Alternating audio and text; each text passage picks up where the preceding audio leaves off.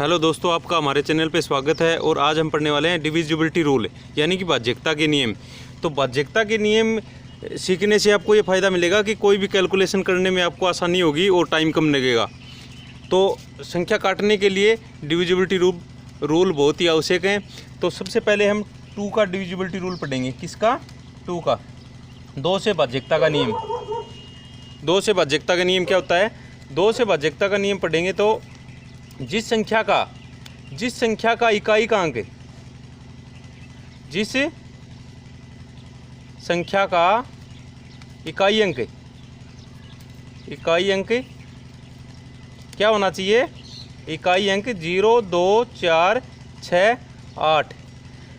जिस संख्या का इकाई का अंक 0, 2, 4, 6, 8 हो तो वह संख्या 2 से पूरी तरह विभाजित होगी। तो ये बात आपको याद रखना है कि यूनिट डिजिट या इकाई का अंक, यूनिट डिजिट या इकाई का अंक क्या होना चाहिए? 0, 2, 4, 6, 8। जिस प्रकार मैं आपको एग्जांपल लेके बताता हूँ कि 3, 4, 6, 4, 0।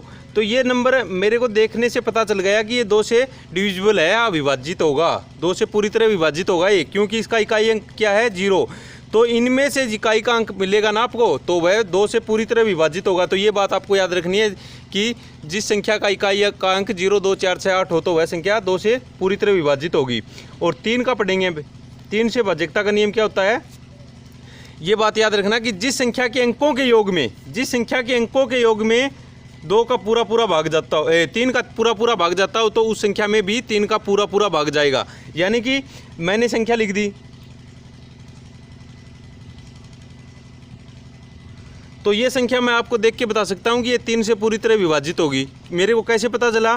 कि ये आपको भी याद रखना कि जिस संख्या के अंकों के योग में इन संख्यों के अंक ऐड कर लेंगे। क्या कर लेंगे? अंक ऐड कर लेंगे।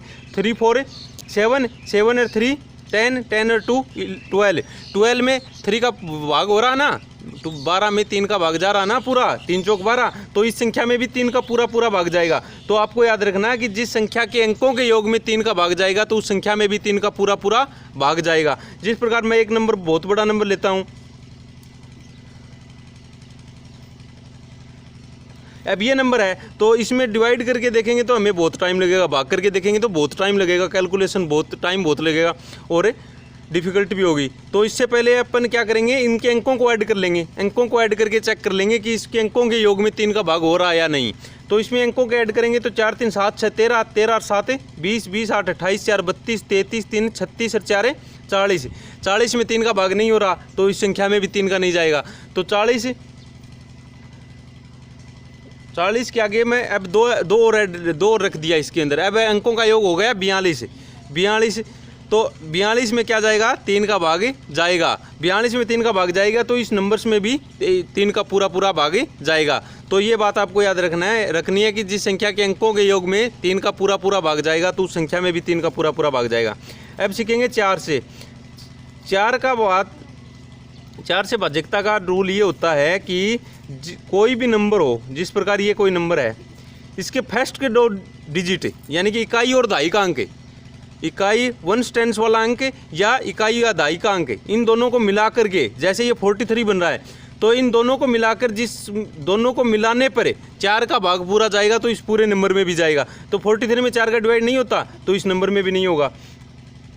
तो मैं यहाँ पे 36 कर दिया, यूनिट डिजिट और सेकंड डिजिट क्या बना दिए? 36 हो गए। 36 में 4 का भाग जा रहा है, 4 9 36, तो इस नंबर में भी 4 का पूरा भाग जाएगा। तो उम्मीद करता हूँ आप समझ पा रहे होंगे। अब मैं एक नंबर और लेके दिखाता हूँ आपको।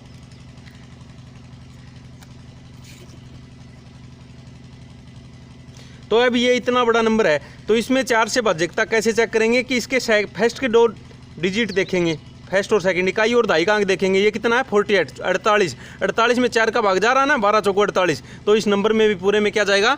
4 का पूरा भाग जाएगा। तो ये बात आपको याद रख लेनी है। अब 5 से भाज्यता का नियम पढ़ेंगे। 5 से भाज्यता का नियम क्या होता है? 5 से पढ़ेंगे तो 5 से भाज्यता का नियम होता है जिस संख्या का इकाई का अंक 0 और 5 हो। यूनिट डिजिट क्या होना चाहिए? यूनिट डिजिट होना चाहिए 0 और 5, ओनली 0 और 5।